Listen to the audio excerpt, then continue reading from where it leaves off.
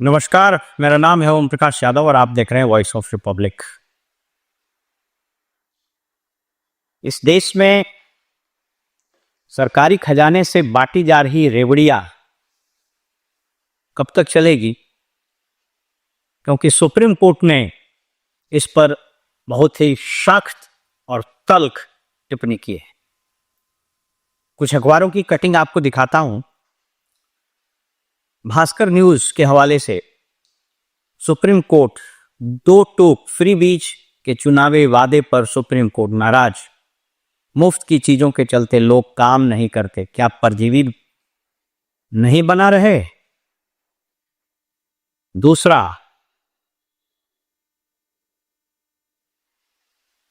एक आप खबर देखिए, because of freebies people don't want to work. Supreme Court justice B.R. Gavai questions whether unregulated welfare scheme discourage the poor from contributing to the development. The court was hearing plea dealing with the lack of night shelters. इस तरह के बहुत सारे टिप्पणी मैं आपको screen पर दिखाता हूं। आइए इस पर थोड़ा विस्तार से चर्चा करते हैं कि यह मामला क्या है।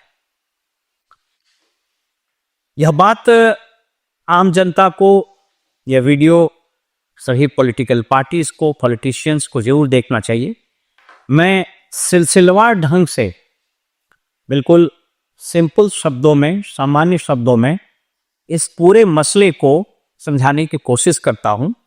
मेरे पास बहुत से आंकड़े हैं, भारत सरकार के बजट के आंकड़े हैं, कुछ आंकड़े मेरे पास बिहार सरकार के हैं, रिजर्व बैंक ऑफ इंडिया का कुछ डेटा है मेरे पास, वो हम आपको दिखाएंगे, और IMF की एक रिपोर्ट है, उसके हवाले से भी मैं आपसे बात करूंगी कि स्थिति क्या है। सबसे पहले समझिए कि यह जो फ्री बीज का मामला है, ऐसा नहीं है कि ये कोई पहली बार उठा है और उसके बाद ये कदाचित अंतिम बार हो रहा है। इसको थोड़ा सा समझने की आवश्यकता है। यह मामला वर्तमान में श्री अश्विनी उपाध्याय, एक बहुत नामी वकील हैं, उन्होंने सबसे पहले जनवरी 2022 में एक रेट पिटीशन दायर किया था सुप्रीम कोर्ट में, जो बाद में पब्लिक इंटरेस्ट लिटिगेशन में बदल गया। इसकी संख्या थी 43/2022। इसको मैं आपको दिखाने का प्रयास करता हूं। इस पर सुनवाई प्रारंभ हुई और इसमें अन्य चीजों के अलावा जिस चीज पर बात की गई वो ये थी कि इसके पहले एक इसी तरह का जजमेंट हुआ था। वो जजमेंट में अगर मुझे ठीक से याद है तो उसमें तमिलनाडु में उस वक्त की जो सरकार थी, उसके फ्री बीज के मामले में एक कोर्ट में केस दर्ज हुआ था, लेकिन उसमें सुप्रीम कोर्ट ने उस पर जो फैसला सुनाया, वो फैसला बेसिकली आप इसको यूं समझे कि वो फैसला बालाजी केस के नाम से जाना जाता है। 3 जजों की ये जो बेंच थी, इसने सुनाया कि नहीं, इस पर हम हस्तक्षेप नहीं कर सकते, ये स्टेट का अपना प्रेरोगेटिव है।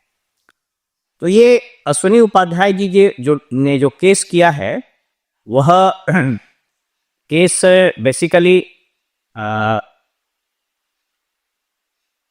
उसी समय से चलता आ रहा है, 2022 से चलता आ रहा है। मैं पहले सीक्वेंस थोड़ा बता देता हूं, उसके बाद मैं इसका इंटरप्रिटेशन करूं। इसमें अन्य चीजों के अलावा इस रेट पिटीशन में यह मांग किया गया था कि ये जो फ्री बीज कल्चर है, इसको बंद करना चाहिए। क्यों बंद करना चाहिए? क्योंकि ये टैक्स पेयर के पैसे से को अनावश्यक रूप से खर्च किया जा रहा है, और ये संविधान के अनुच्छेद 162 जिसमें एग्जीक्यूटिव इंस्ट्रक्शंस इशू करने के अधिकार होते हैं सरकार को, इस पर सवाल उठाया गया था कि ये एग्जीक्यूटिव इंस्ट्रक्शन से ये पैसे कैसे खर्च हो सकते हैं। इसके बाद आर्टिकल 266, ये कंसोलिडेटेड फंड ऑफ इंडिया है, इसमें खर्च करने के लिए संविधान में प्रावधान दिए गए हैं कि कहाँ कहाँ इसका खर्च किया जाना चाहिए पब्लिक पर्पस में। और संविधान का अनुच्छेद 282 282 इसमें बताया गया है कि स्टेट को, मैं जब स्टेट कह रहा हूं तो उसका मतलब गवर्नमेंट हुआ, whether it is union government और it is state government as the case may be, तो इसमें पब्लिक पर्पस के लिए ही राशि खर्च की जानी चाहिए। इसमें बहुत तरह का डिटेल्स आरबीआई के आंकड़े दिए गए हैं कि कैसे आरबीआई लगातार कह रहा है कि स्टेट का फाइनेंस बहुत गड़बड़ हो रहा है, बजटरी डेफिसिट बढ़ रही है, देश पर कर्ज बढ़ रहा है, और जबकि टैक्स पेयर्स के पैसे या जो बजटरी प्रोविजन है उसको इंफ्रास्ट्रक्चर में, हेल्थ में, एजुकेशन में, इन चीज़ों में खर्च किया जाना चाहिए। इस पर सुनवाई प्रारंभ हुई। उसके बाद आपको याद होगा कि ये writ petition basically Narendra Modi ji ने एक भाषण दिया था, अगर मुझे ठीक से याद हो तो ये भाषण उन्होंने 16 जुलाई 2022 को दिया था और उन्होंने कहा था पब्लिक एड्रेस करते हुए कि attempts are being made to collect votes by distributing free revdis. ये रेवड़ी कल्चर देश के लिए बड़ा घातक। एक तरह से उन्होंने जो हमला किया था, आप पार्टी पर हमला किया था, क्योंकि उनका कवच योजना, फ्री में बस में महिलाओं को ट्रेवल करने की योजना, फ्री 200 यूनिट तक बिजली देने की योजना, फ्री पानी देने की योजना, इस तरह की बहुत सारी योजना सभी राज्य बनाती हैं, उस पर हम आगे चर्चा करें। तो ये रिट पिटीशन जब फाइल हुआ तो अगस्त 2022 में आम आदमी पार्टी ने भी उसमें हस्तक्षेप किया, उसमें एक और पिटीशन लगाया सुप्रीम कोर्ट में इसी केस के मुतालिक, और अश्विनी उपाध्याय जी ने जो केस किया था, जो रिट किया था, उसमें जो मांगे उठाई थी उसका उसने विरोध किया आप आदमी पार्टी ने, और कहा कि ये पॉलिटिकल पार्टी का प्रेरोगेटिव है, संविधान में उसको अधिकार दिए गए हैं, जो सरकार बनाएगा, ये एग्जीक्यूटिव काम है, इसमें कोर्ट हस्तक्षेप नहीं कर सकती है। इसी बीच नोटिस वगैरह इशू हुआ था, इलेक्शन कमीशन को नोटिस हुआ, केंद्र सरकार को भी नोटिस इशू हुआ। अभी ये जो टिप्पणी आप देख रहे हैं जो सुप्रीम कोर्ट ने किया है, इसमें सरकार की ओर से तुषार मेहता जी बहस कर रहे हैं और बाकी बहुत सारे पिटीशंस को क्लब करके इसमें बहस चल रहा है। तो अप्रैल 2022 में ही इलेक्शन कमीशन ने एफिडेविट दायर करके कहा कि यह मेरा प्रेरोगेटिव नहीं है, this is not my prerogative, ये मेरा प्रेरोगेटिव नहीं है और इसमें हम कुछ नहीं कर सकते हैं, और अगर हम इसमें कुछ करते हैं तो यह बेसिकली संविधान में दिए गए अधिकार का एक तरह से आउटरीच होगा। ये पॉलिटिकल पार्टीज को तय करनी है और ये पब्लिक को तय करना है कि पब्लिक इसको कैसे लेती है। इसी बीच एक और मजेदार बात हुई।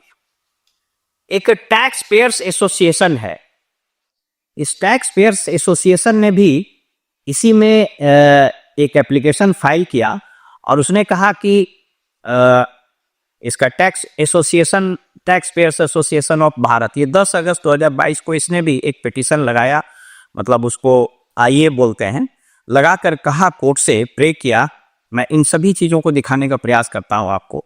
इसने प्रे किया कि हम लोग टैक्स पेयर्स का जो पैसा है जो स्टेट एक्सचेकर में यानी राज्य के खजाने में जाता है, ये फ्री बीज बांटने के चलते एक तरफ स्टेट की इकोनॉमी खराब हो रही है और वहीं दूसरी तरफ हम लोगों के टैक्स का पैसा बेजाया जा रहा है। और इस पिटीशन में उसने बहुत सारे डेटा दिए हैं, आरबीआई के डेटा दिए हैं, नेशनल एनएसएसओ का डेटा दिया कि कैसे इकोनॉमी श्रिंक कर रही है, बजट डेफिसिट बढ़ रहा है, घाटे बढ़ रहे हैं, वगैरह वगैरह। तो ये चल ही रहा था। उसके बाद फिर एक विजय सरदाना जी हैं, वो भी एक बहुत नामी व्यक्ति हैं, उन्होंने भी पिटीशन दिया और इसी तरह की बात कही, और ये बहुत सारे पिटीशंस इसमें क्लब हुए और उसके बाद अब ये सुनवाई लगातार हो रही है। तो आप यूँ समझें कि 2022 से ही चल रहा है। और मैंने आपको बताया कि इसके पहले बालाजी केस में सुप्रीम कोर्ट ने एक तरह से इस मामले में हस्तक्षेप करने से इनकार कर दिया, तो इसमें यह भी प्रे किया जा रहा है कि उस पर भी सुनवाई करने की आवश्यकता है। तो जो ओरिजिनल पिटीशन डाला गया था उसमें 2 जजों की बेंच में ये था, अगर मुझे ठीक से याद हो। तो उसके बाद फिर इसमें उन दोनों जजेस ने अगस्त 2022 में सुनवाई करते हुए कहा कि चूंकि ये मैटर जो है वो बहुत इसमें सब्सटैंशियल जो सब्सटेंशियल क्वेश्चन ऑफ लॉ और ये बहुत सारी चीज़ों को बहुत कॉम्प्रिहेंसिवली सुनना पड़ेगा, इसलिए इसको 3 जजों की बेंच में इसको लोगों ने रेफर कर दिया। तो इस पर अभी सुनवाई चल रही है। केंद्र सरकार भी इसमें पार्टी है और इलेक्शन कमीशन भी पार्टी है। और जैसा मैंने बताया कि कई एक रेट पिटीशंस हैं, एक चंद्रशेखर जी है, उनका रेट पिटीशन आ गया, बहुत सारे, तो सबको क्लब करके कॉम्प्रिहेंसिवली सुप्रीम कोर्ट इसको सुन रही है और ऐसी अपेक्षा की जा रही है कि इसमें कोई बहुत कड़ा फैसला आने की संभावना है। मेरे हाथ में ये संविधान का किताब भी है। मैंने बताया कि आर्टिकल 162 और 266, 282 आदि को रेफर किया गया है और उसमें अश्विनी उपाध्याय जी ने अपने पिटीशन में यह भी प्रे किया है कि जो इलेक्शन कंडक्ट करने से संबंधित एक रूल है उसको उसमें भी उन्होंने प्रे किया है। इलेक्शन सिंबल ऑर्डर उसको बोलते हैं, 1968 का एक इलेक्शन सिंबल दिया जाता है, ऑर्डर है, उसमें उन्होंने रिक्वेस्ट किया है कि इलेक्शन कमीशन को इसमें ऐसे प्रोविजन ऐड कर देने चाहिए कि अगर कोई फ्रीबीज अपने घोषणा पत्र में देने का डिक्लेरेशन करता है या देता है तो उनके सिंबल को फ्रीज कर लिया जाए और उनको डिबार कर दिया जाए। ये सारी चीजें चल रही। अब थोड़ा हम आपसे आगे बढ़ते हैं और मैं आपको कुछ चीज दिखाने का प्रयास करता हूं। ये त्रिबीज कल्चर के चलते चीजें कितनी बिगड़ी है और ये दो पक्ष है। एक तो ये फ्रीबीज कल्चर है तो इसको क्या सिर्फ जो गरीब लोगों को फ्रीबीज दिया जा रहा है उसी पर चर्चा होना चाहिए। फ्रीबीज और वेलफेयर स्कीम में क्या अंतर है, इस पर भी एक प्रश्न है जिस पर सुप्रीम कोर्ट को इसमें निर्णय देना है। ये भी एक बहुत महत्वपूर्ण मसला है जिस पर बात उठेगी। इसके बाद फिर इसका दूसरा पक्ष ये भी है, मैं उस पर बात करूंगा कि क्या ये गरीबों को सिर्फ दिया जा रहा फ्रीबीज पर हल्ला हो रहा है, जबकि बैंक में हमारी और आपकी ही राशि जमा है। तो बैंकों में जो राशि जमा है उसमें करीब करीब 14 लाख करोड़ रुपया बड़े बिजनेसमैन और इंडस्ट्रियलिस्ट के लोन को माफ कर दिया गया। तो क्या ये फ्रीबीज नहीं है? इन सब पर हम लोग डिटेल में चर्चा आज आपसे करेंगे। इसलिए थोड़ा ये वीडियो लंबा होगा, लेकिन मेरा अनुरोध होगा इसको जरूर ध्यान से सुनिएगा, क्योंकि मैं इस पूरे फ्रीबीज कल्चर, वेलफेयर स्कीम और बड़े बिजनेसमैन और इंडस्ट्रीज के माफ किए हुए कर्जे और भारत सरकार की वित्तीय स्थिति और बिहार सरकार, चूंकि हम लोग बिहार सेंट्रिक भी बात करें तो बिहार सरकार में क्या स्थिति है उस पर थोड़ी हम लोग चर्चा करेंगे। मैं आपको ये एक दो रिपोर्ट आपको दिखाता हूं। ये मेरे हाथ में रिपोर्ट है और ये मैं दिखाने का भी प्रयास करता हूं।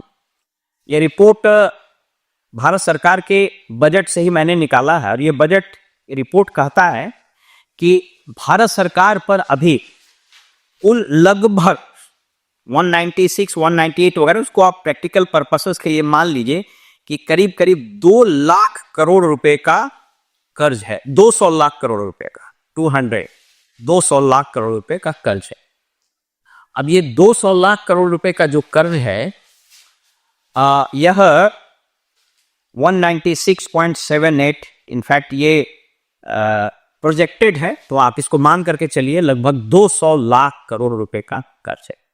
भारत सरकार का बजट कितना है? 50,65,000 करोड़। यानी आप उसको मान के चलिए कि 4 गुना, मतलब जितना बजट का साइज है उसका 4 गुना कर्ज है भारत सरकार पर। यह कर्ज और बढ़ रहा है, जो ट्रेंड दिखाया जा रहा है उसी के मुतल्लिफ आपको एक कानून है या इस देश में उसको बोलते हैं fiscal responsibility and budget management act 2003। वो कानून FRBM एक्ट उसको बोलते हैं। तो FRBM एक्ट ये कहता है कि जो केंद्र सरकार का कर्ज है वह GDP के तुलना में 40% से ज्यादा नहीं होना चाहिए। उसको सेंट्रल गवर्नमेंट डेट बोलते हैं, कर्ज, और एक सारे राज्यों का और केंद्र मिला करके जो उसको जनरल गवर्नमेंट बजट डेट बोलते हैं, तो वो जो है 60% से ज्यादा नहीं होना चाहिए। प्रोजेक्शन ये बता रहा है, ये IMF ने इस पर बहुत चिंता जाहिर की है और आप सबको पता है कि इंटरनेशनल बॉडी है IMF, और ये बता रहा है कि अभी इनफैक्ट आप यूँ समझें कि अभी भारत सरकार का जो आंकड़े अभी लेटेस्ट नहीं रिलीज हुए हैं, लेकिन भारत सरकार का अभी भारत का जो जीडीपी है वह करीब करीब 3.8 ट्रिलियन डॉलर के आसपास है, जो करीब करीब 300 लाख करोड़ के आसपास होगा। तो आप यूँ समझिए कि 300 लाख करोड़ का जीडीपी है और 200 लाख करोड़ का एक तरह से ये कर्ज है जो डिक्लेयर करता है। आरबीआई का भी रिपोर्ट है, बजट भी कर रहा है। ये आईएमएफ का रिपोर्ट मेरे हाथ में। आईएमएफ का रिपोर्ट कहता है कि भारत सरकार जिस तरीके से राज्य और बाकी सब लोग जो कर्ज लेना शुरू किया है, तो ये करीब करीब एग्जैक्ट ये लिख रहा है आईएमएफ कि मार्च 2026 तक इंडिया का जो डेट जीडीपी रेशियो, इसको समझिए बहुत तकनीकी चीज है लेकिन मैं आपको आम आदमी की भाषा में बता देता हूं। किसी देश का सकल घरेलू उत्पाद की तुलना में उस देश पर कर्ज कितना है उसको बोला जाता है डेट जीडीपी रेशियो। तो डेट जीडीपी रेशियो अगर किसी कंट्री का 100% हो जाए तो समझिए वो देश बर्बाद हो जाएगा, जैसे श्रीलंका बर्बाद हुआ, पाकिस्तान की स्थिति वही है, बांग्लादेश उधर ही जा रहा है। वेनेजुएला का जरूर हम चर्चा करेंगे। एक समय में लैटिन अमेरिकी कंट्री में वेनेजुएला, जहां तेल का बहुत जबरदस्त रिसोर्स था, ह्यूगो चावेज जो उनके प्रेसिडेंट हुए, कम्युनिस्ट थे, वे सोशलिस्ट थे, तो उन्होंने फ्री बीज बांटना शुरू किया 2013 में, अगर मुझे याद है ठीक से, तो उनकी मृत्यु हो गई। और उसके बाद से फिर जो राष्ट्रपति आए, और अभी तो उस देश की स्थिति इतनी खराब हो गई है कि 200-300% डेट जीडीपी रेशियो है, कर्ज में डूब गया। वो सिर्फ फ्री बीज के चक्कर में देश बर्बाद हुआ। एक समय लैटिन अमेरिका का सबसे, इनफैक्ट साउथ अमेरिका का सबसे रिच कंट्री आज बदहाली के और बर्बादी के कगार पर है। तो आईएमएफ यही कह रहा है कि इंडिया का डेट जीडीपी रेशियो 82% हो जाएगा, 82% मार्च 2026 तक आते हैं। तो ये बड़ा डेंजरस चीज है। और ये सब क्यों हो रहा है? तो गवर्नमेंट का जो एक्सपेंडिचर है, गवर्नमेंट का एडमिनिस्ट्रेटिव एक्सपेंडिचर है, यानी उसके रख रखाव, सैलरी, मंत्रियों के खर्चे, अनाप शनाप जो नॉन प्रोडक्टिव एक्सपेंडिचर है, उसके कारण ये चीजें हो रही है। ये कुछ आंकड़े मैंने आपको बताए हों। अब थोड़ा आइए कि इस पर थोड़ा बात करते हैं आपसे कि अन्य राज्यों की क्या स्थिति है। एक रिपोर्ट हम आपको दिखाते हैं। यह रिपोर्ट बता रहा है कि इसके पहले एक पिक्चर दिखाता है कि कैसे कुछ टैक्स पेयर्स ने बनारस में एक प्रदर्शन किया और ये कहा कि मुफ्त की चुनावी रेवड़ियां देश के लिए घातक, रोक लगाना नितांत आवश्यक। ये सब ऐसे नारे उठ रहे हैं और ये सारी चीजें हो रही हैं। ये एक स्क्रीन पर देखिए, हाई प्राइस ऑफ फ्री बीज एंड सब्सिडीज। महाराष्ट्र का 960 बिलियन यानी 96,000 करोड़ रुपया, उसी तरीके से सबका है। मतलब ये 5,500 करोड़ झारखंड का, छत्तीसगढ़ का 8,300 करोड़, इसी तरीके से सबका ये आंकड़ा आप अपने स्क्रीन पर देखिए। इसके बाद मैं आपको एक और आंकड़ा दिखाने का प्रयास करता हूं। ये आंकड़ा बता रहा है कि सबसे ज्यादा खराब स्थिति रेवड़ी बांटने के कारण जिस राज्य की हुई है वह राज्य पंजाब है। पंजाब की इतनी खराब स्थिति है कि ये एक और रिपोर्ट है, फ्री बीज अनाउंस बाय स्टेट्स 2022-23। ये कह रहा है कि कौन कौन सी सरकारों ने अपना टैक्स, जितना उसका टैक्स से प्राप्ति होता था उसका कितना प्रतिशत फ्री बीज पर खर्च कर रहा है। इसमें आंध्र प्रदेश 30.3%, यानी जितना उसको टैक्स से कमाई होती है उसका 30% वो इसी में खर्च करता है। बिहार का 2.7%। सबसे ज्यादा खतरनाक है पंजाब। पंजाब का जो अपना टैक्स से कलेक्शन होता है उसका 45.4, यानी लगभग जितना उसकी कमाई होती है उसका आधा उस फ्री में खर्च कर दे रहा है। आपको पता है अभी जो आम आदमी पार्टी की सरकारें है, इसके पहले भी जो सरकारें थी सबका लगभग वही रवैया है। मध्य प्रदेश 28.8%। आपको याद होगा शिवराज सिंह चौहान वगैरह ने जिस तरह से रेवड़ियां बांटी। बंगाल में ममता दीदी 23.8 यानी 24%। अब 1/4 जो स्टेट का पैसा, मान लीजिए अगर 100 रुपया कमाई होती है तो 25 रुपया वो रेवड़िये में बांट देता है। इसी तरह से झारखंड में आप देख रहे हैं जो मैया सम्मान योजना, अबुआ योजना, उसी पर सरकार भी पब्लिक का वोटिंग बिहेवियर भी कुछ इसी तरीके से 26.73 उसको 28% मान लीजिए। यानी झारखंड की अगर 100 रुपये टैक्स से कमाई है तो 27% इसी चीज में खर्च किया जाता है। आंध्र प्रदेश, वहाँ एक अलग कल्चर है। आंध्र प्रदेश की भी आर्थिक स्थिति बहुत खराब हो रही है। अब चूंकि उसके सपोर्ट से चल रहा है केंद्र में सरकार, तो चंद्रबाबू नायडू अपना उसमें उस पर समझिए कि धमकी दे करके मांग रहे हैं इनका 30.30, यानी 100 रुपया अगर इनका टैक्स से कमाई है तो 30 रुपया इसी में खर्च कर दे रहे हैं। मैं पहले कुछ आंकड़े बता देता हूं, उसके बाद मैं इस बात करूंगा। अब थोड़ा ये बिहार की स्थिति, बिहार में जो लोग उछल कूद करते रहते हैं, एनडीए की सरकार और यहाँ के प्रवक्ता लोग पूरा उछल कूद करते हैं, इनकी स्थिति मैं आपको आपके सामने रख रहा हूँ। मेरे हाथ में ये बिहार सरकार की बजट की कॉपी है 2024-25 की, यानी जो अभी चल रहा है 31 मार्च को जो खत्म होगा वित्तीय वर्ष। 2,78,000 करोड़ के आसपास का इनका पूरा बजट है। अब जरा इनका समझिए खेल, आंकड़ा समझिए कितना खतरनाक स्थिति में यह राज्य पहुंच गया। और माननीय मुख्यमंत्री जी की मानसिक और शारीरिक स्थिति के बारे में रोज आप चर्चा सुनते रहते हैं। अब वो मैंने जिस स्थिति में ईश्वर करे कि जल्दी स्वस्थ हो जाए, लेकिन जिस तरह का उनका स्वास्थ्य है और जिस तरह से कुछ चंद लोग इस राज्य को चला रहे हैं, इस राज्य की आर्थिक दुर्गति होना तय है। और इन आंकड़ों से आपको हम अभी स्पष्ट कर रहे हैं। ये 2,78,725 करोड़ रुपया का बजट। अब इसमें खर्च, इसका जो अपना कलेक्शन है, अपना जो कमाई है, अपने टैक्स से जो कमाई है, वो है मात्र 61,625 करोड़। याद रखिए 61,000 यानी 61,500 करोड़ रुपया इनके अपने टैक्स की कमाई है। इनका जो कमिटेड खर्चा है, यानी जो होना ही होना खर्चा है, यह जरा इसको समझ लीजिए। इसमें सागनी पर खर्चा है 40,500 यानी 40,500 करोड़। उसके बाद ग्रांट इन एड सैलरी, कुछ प्राइवेट कॉलेजेज है जिनको कुछ ग्रांट वगैरह दिया जाता है, बहुत सारी बॉडीज है जिनको ग्रांट दिया जाता है, वो भी कमिटेड लायबिलिटी है। वो है 23,914 यानी 24,000 करोड़। कॉन्ट्रेक्चुअल अपॉइंटमेंट जो धड़ाधड़ हो रहा है, उसकी सैलरी अभी ये और बढ़ेगी, ये 5,000 करोड़ के आसपास है। पेंशन 31,700 यानी 32,000 करोड़ रुपया।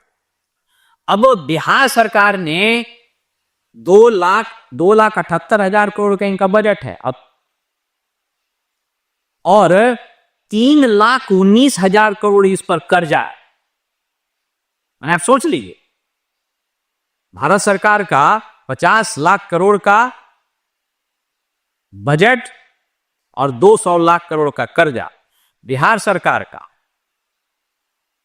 2,78,000 करोड़ का बजट और 3,19,000 करोड़ का कर्ज।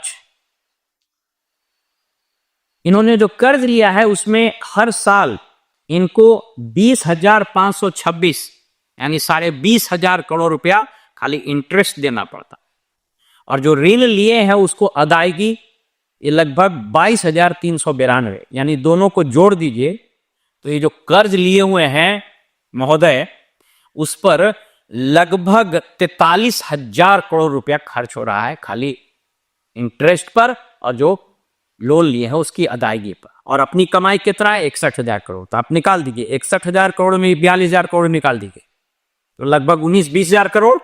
और सैलरी वगैरह पर कितना खर्चा है इनका, तो सैलरी पर खर्चा आप इस दोनों को निकाल दीजिएगा तो ही लगभग 61,000 करोड़ के आसपास इनकी सैलरी पर खर्च है। इनफैक्ट कुछ ज्यादा ही है, 62,000 करोड़ के आसपास, सॉरी ज्यादा, 71,000 करोड़ रुपया। तो 71,000 करोड़ रुपया सैलरी, पेंशन आदि पर खर्च है और 42,000 करोड़ रुपया खर्च है लोन के इंटरेस्ट और लोन की अदायगी में। और इनकी अपनी कमाई है 61,625। बाकी इससे केंद्र से जो पैसा उसा आता है उसको मिला जुला करके किसी तरीके से काम चल रहा है। सॉरी, ये मैं कुछ कम ही बता दिया। इनका जो उधारी है अभी जो इन पर उधारी है बिहार सरकार पर 3,48,370 करोड़ रुपया। 2,78,000 करोड़ का बजट और 3,48,000 करोड़ रुपया की उधारी, ये इनकी स्थिति है। अब आप इन चीजों से आप समझ लीजिए, अपनी कमाई, आपको मैंने बता दिया कि इनकी अपनी कमाई से ज्यादा इनको सैलरी पर खर्च है और बाकी चीजों पर खर्च है। मैंने अभी बताया कि 50 लाख करोड़, मान लीजिए 50,65,000 करोड़ केंद्र सरकार का बजट और 200 लाख करोड़ का कर्जा। इसीलिए करीब करीब, अगर मुझे ठीक से याद हो तो 20 से 25 लाख करोड़ रुपया तो खाली केंद्र सरकार का इंटरेस्ट वगैरह में चला जाता ऋण के अगेंस्ट। बिहार सरकार का बजट 2,78,000 करोड़, कर्जा 3,48,000 करोड़, अपनी कमाई 60-61,000 करोड़ के आसपास है और 42,000 करोड़ मात्र इंटरेस्ट वगैरह देने में लगता है। अब इसके ये जो मुफ्त रेबड़ी बांटने का जो कल्चर है, इसके कारण हो क्या रहा है, इस पूरे इकोनॉमिक्स को समझिए, उसके बाद फिर हम अगले आयाम पर आपसे बात करें। आप देख रहे होंगे कि इस देश में और खास करके बिहार में भी जितना नॉन टैक्स रेवेन्यू, इसका लगभग, नॉन टैक्स रेवेन्यू का मतलब होता है कि जो टैक्स के अलावा जो चीजें हैं उसको नॉन टैक्स रेवेन्यू करता है, उसकी संख्या भी बहुत बढ़ रही है। आप यहां देखिएगा, बेतहासा सब चीज में, बालू से लेके, गिट्टी से लेके, ईंटा से लेकर के, हेलमेट से लेके, प्लान, सब चीज में लगातार बेतहासा लोग बढ़ाते जा रहे। इसका परिणाम क्या होता है? क्योंकि राशि तो आपके पास सीमित है और आप रेबड़ी बांटना शुरू कर दिए, तो आपको उसको पूरा करने के लिए दो ही उपाय हैं, या तो कर्ज लीजिए या नहीं तो आप टैक्स बढ़ाइए, नॉन टैक्स बढ़ाइए, जो इस देश और इस राज्य में बेतहासा बढ़ा है। आपने देखा लगातार, इसके पहले ये तो बीजेपी को झटका लगा तो इस बार बजट में थोड़ी राहत दी गई, लेकिन बाय एंड लार्ज जिस तरीके से मिडिल क्लास इसमें पिस रहा है, या फॉर दैट मैटर जीएसटी वगैरह बढ़ने के कारण पूरे देश में जिस तरह से हाहाकार मचा है, तो जब आप टैक्स ज्यादा वसूलिएगा, नॉन टैक्स रेवेन्यू भी ज्यादा लीजिएगा, कर्ज ले लीजिएगा, उसके कारण क्या होगा? महंगाई बढ़ेगी। पब्लिक के हाथ में, जनता के हाथ में, पॉकेट में पैसा नहीं, तो जब पैसा नहीं है तो बाजार में पैसा खर्च नहीं करेगा, तो जब बाजार में पैसा खर्च नहीं करेगा तो मांग नहीं बढ़ेगी, जब मांग नहीं बढ़ेगी तो सप्लाई चेन रुकेगा, जब सप्लाई चेन रुकेगा तो जो मैन्युफैक्चर हो रहा है उसमें गिरावट आएगी, जब उसमें गिरावट आएगी तो उसमें जो काम करने वाले लोग हैं वो छटेंगे। इसलिए आप देख रहे होंगे कि बेतहासा बेरोजगारी बढ़ रही है। ये पूरा साइकिल समझने की कोशिश करे जनता। दुर्भाग्य इस देश और इस राज्य का क्या है कि इंटायर वोटिंग पैटर्न विशिएट हो गया। लोग जाति के नाम पर, मुफ्त की रेबड़ी के नाम पर, कुछ वादों के नाम पर उलूल जुलूल। एक मैं वीडियो किसी का सुन रहा था, वो वीडियो आपको अच्छा नहीं भी लग सकता है, लेकिन फैक्ट बताए, बिहार और यूपी के लोग पलायन करके दूसरे राज्यों में जाते हैं कमाने, वहां गाली सुनते हैं, बेइज्जत होते हैं, जलील होते हैं, और चुनाव के समय आते हैं और फिर उसी जाति, उसी रेवड़ी, उसी धर्म और उन्हीं चीजों पर वोटिंग देते हैं। तो वोट यहां आके आप कर रहे हैं ना उन्हीं चीजों पर, तो आपके राज्य में बदलाव क्यों होगा? अगर आपको दिल्ली में कोई गाली देता है, महाराष्ट्र में, आंध्र प्रदेश, चेन्नई में कोई गाली देता है, तो आपको बुरा क्यों लगता है? बात तो सही है कि वहां अगर आप जा रहे हैं तो उस राज्य में भी बोझ तो अब बढ़ता ही है, उसके सिविक एमिनिटीज पर, उसके सारे सिस्टम पर बोझ पड़ता है। तो ये तरक्की यहां क्यों नहीं होती? यहां पर वोट क्यों नहीं पड़ता है कि फैक्ट्रियां लगे? यहां पर वोट इस बात को लेकर के क्यों नहीं पड़ता है कि विकास हो? क्यों यहां 20 साल से नीतीश कुमार हैं और कोई भी सब्सटैंशियल इंडस्ट्री नहीं लगी? मैन्युफैक्चरिंग सेक्टर खत्म है, सिर्फ ये पैसा वसूलना है। उसका रोड बना दीजिए, उसका बिल्डिंग बना दीजिए, उसका नाला बना दीजिए, और उसके बाद बहाली के नाम पर आप सोच करके देखिए, जो अभी लोग भाषण दे रहे हैं कि 10 लाख और बहाली करेंगे, अगर 10 लाख और बहाली करेंगे तो आपको बता दे रहे हैं अभी लगभग 61-62 हजार करोड़ रुपया जो सैलरी वगैरह में खर्च हो रहा है, अगर ये 10 लाख और बहाली हुई तो बढ़कर के 1.25 लाख करोड़ हो जाएगा। तो 1.25 लाख करोड़ रुपया खाली सैलरी पर जाएगी, पेंशन पर जाएगा अलग, सूद जो लिए हैं उस पर, तो कुल मिला जुला के ये आप समझ लीजिए कि 3 लाख करोड़ का तो ही वारा नहीं आ रहा। तो 3 लाख करोड़ का बजट, 3 लाख करोड़ के बजट में आधा सैलरी पेंशन में दे दीजिए और आधा सूद की अदायगी में दे दीजिए। बाकी आप ठन गोपाल, आमदनी अठन्नी, खर्चा रुपया। तो उसके कारण फिर आप टैक्स बढ़ाइएगा। तो जनता तो ये पूरे साइकिल को समझे, मैं आपको साइकिल बताने का प्रयास कर रहा हूं। तो इसी को लेकर के सुप्रीम कोर्ट में बहुत जबरदस्त बहस हो रहा है और सुप्रीम कोर्ट इस बार लगता है कि इस पर बहुत सख्ती से इस पर कोई आदेश आएगा। सुप्रीम कोर्ट में यह भी बात चल रही है कि इलेक्शन मैनिफेस्टो बनाने का एक चुनाव आयोग एक गाइडलाइंस जारी करे और उसके लिए एक कमेटी बनाई जाए। उस कमेटी में इलेक्शन कमीशन ऑफ इंडिया रहे, उसमें रिजर्व बैंक के प्रतिनिधि रहें, सेबी के प्रतिनिधि रहें, नीति आयोग के प्रतिनिधि रहें और मिनिस्ट्री ऑफ फाइनेंस के प्रतिनिधि रहें, और एक फॉर्मेट बनाया जाए कि इससे बाहर जाकर के पॉलिटिकल पार्टी अनाप शनाप नहीं खोलेगा। अभी आप उठा के देख लीजिए, जब से शिबू सोरेन जेएमएम वहां जीती है, हेमंत सोरेन जीते हैं और वो माई बहन सम्मान योजना वहां कुछ चलाए, उसके कारण जो वोट पड़ा और लोगों में यह है कि इसके कारण जीते। उसके बाद देखिए होड़ लग गया, केजरीवाल उधर घोषणा किए कि हम कवच देंगे, बस फ्री, बिजली फ्री, पानी फ्री।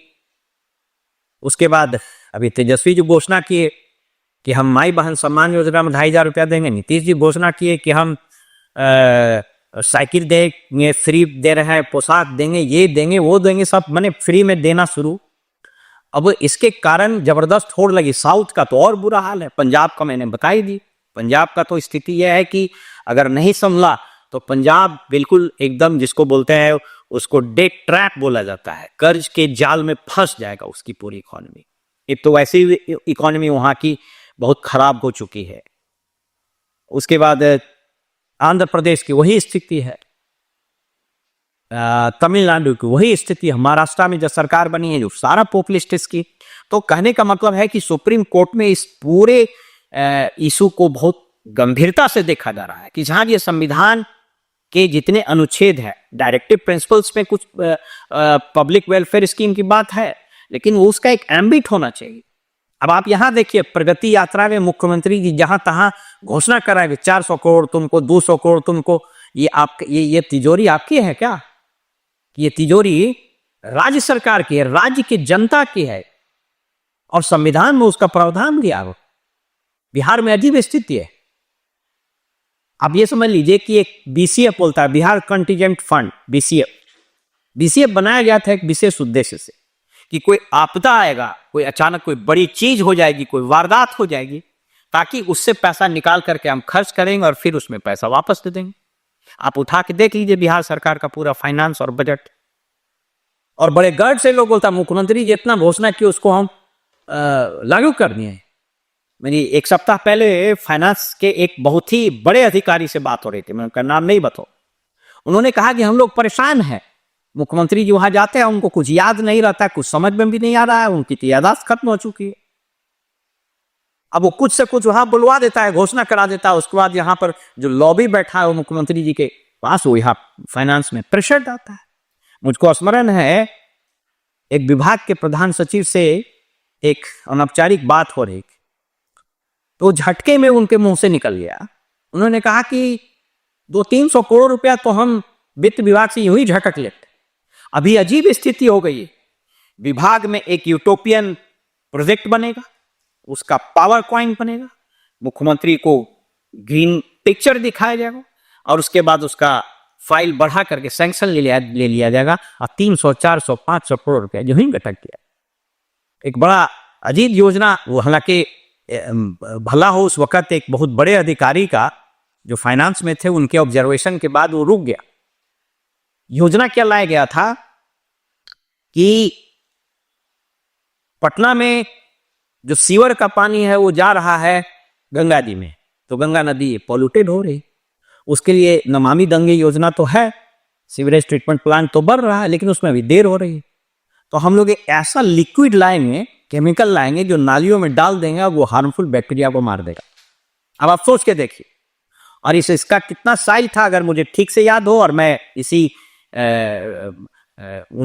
उनको कोट करके बता रहा हूं, फाइनेंस के बहुत बड़े अधिकारी थे। उन्होंने कहा कि उसका 150 करोड़ रुपया का प्रोजेक्ट था, और वो प्रोजेक्ट, वो टेक्नोलॉजी जो कभी टेस्ट भी नहीं हुई थी, तो बाद में उसको सबोटेज किया गया, उसको हटाए। तो ऐसे रोज स्कीम्स यहां बनते रहते। यहां पर योजनाएं उस उद्देश्य से नहीं बनती है कि कोई इसका पर्पस है, इसलिए बनाया जाता है कि किसके पॉकेट में कितनी धनराशि जाएगी। तो अब मैंने आपको ये दोनों उदाहरण दिए। वेनेजुएला का उदाहरण मैंने इसलिए दिया कि एक समय साउथ अमेरिका का सबसे अमीर कंट्री, जिसके पास ऑयल का इतना बड़ा रिजर्व था, तो उसके पास जब राशि आना शुरू हुआ तो बेतरतीब बगैर इंफ्रास्ट्रक्चर, हेल्थ, एजुकेशन, इंडस्ट्रीज में खर्च करने के बजाय, एग्रीकल्चर में खर्च करने के बजाय इसी तरह के फ्री बीज बांटना शुरू किया। ह्यूगो चावेज उनका नाम था। उनकी मृत्यु हो गई 2013 में। उसके बाद जो राष्ट्रपति आए उन्होंने भी उसी कदम को चलाया, और अभी स्थिति इतनी खराब हो गई कि वो देश कंगाली और बदहाली के किरदार पर खड़ा है। यहां अगर केंद्र सरकार और सभी राज्य सरकार और जनता और टैक्स पेयर, मुझे खुशी है कि इस रेट पिटीशन में, इस पब्लिक इंटरेस्ट लिटिगेशन में टैक्स पेयर्स एसोसिएशन भारत करके एक संस्था भी इंटरवेनर बनी है। वक्त आ गया है कि सभी टैक्स पेयर्स, चाहे वो किसी स्केल के, टैक्स पेयर हर कोई है, कोई डायरेक्ट टैक्स देता है इनकम टैक्स के माध्यम से, लेकिन जो सामान खरीद रहे हैं उसमें भी टैक्स लगता है, वो जीएसटी है। रोड पर चलते हैं, टोल प्लाजा, वो भी टैक्स ही है। तो जितने तरह के यहाँ टैक्स है, हम ही लोग के पैसे हैं, उस पैसे का सदुपयोग हो, दुरुपयोग नहीं। गवर्नमेंट का एडमिनिस्ट्रेटिव एक्सपेंडिचर घटना चाहिए। बिहार सहित अन्य राज्य और देश में भी वही स्थिति है। मिनिस्टर्स और बड़े ब्यूरोक्रेट्स लगता है कि राजा है, मुख्यमंत्री हो, प्रधानमंत्री हो, कोई भी हो, उसको कोई अधिकार नहीं है। वह इस खजाने का कस्टोडियन है, इस खजाने का मालिक नहीं है, लेकिन ये लोग खजाने का मालिक होने जैसा बिहेव करते हैं। आपको याद है प्रधानमंत्री जी आए थे आरा, घोषणा किए ब्याह वो कितना देने, 50 lakh crore, 60 lakh crore, 100 crore, 125 crore. What is this nonsense? यहां मुख्यमंत्री जी जाते हैं और अखबार वाला को मेंटल बैंकरप्सी देके लिखता है कि इस जिले को इतने करोड़ की सौगात दे दी गई। पुराने जमाने में राजा महाराजा अपने बच्चों के बर्थडे में बांटते थे गिफ्ट। जमींदार लोग पर्व त्योहार में रेवड़ी बांटते थे। तो आप जमींदार हैं क्या? आप राजा महाराजा हैं क्या? आप कोई क्राउन है क्या? ये प्रजातंत्र है। तो इस मीडिया को भी इस पर सख्ती से बात करना चाहिए। और नासमझ रिपोर्टर, नासमझ पत्रकार उसको बड़ी प्रशंसा करता है कि मुख्यमंत्री जी आए, नीतीश कुमार ने बांका जिलों को 200 करोड़ की सौगात दे दी। बेटे का बर्थडे है क्या, सौगात दे रहे हैं? इन चीजों पर रोक लगनी चाहिए। नागरिक होने के नाते हम सबकी अपेक्षा है कि सुप्रीम कोर्ट इस पर बहुत मजबूत निर्णय ले, कठोर निर्देश दे, और ये बंद होना चाहिए। लेकिन इस सिक्के का दूसरा पहलू भी है। जैसा मैंने बताया कि राज्यसभा में एक प्रश्न के उत्तर में, मैं आपको स्क्रीन पर दिखाता हूं, तत्कालीन वित्त मंत्री ने यह कहा कि 2014 से लेकर 2024 तक 14 लाख करोड़ रुपया बैंकों ने माफ कर दिए।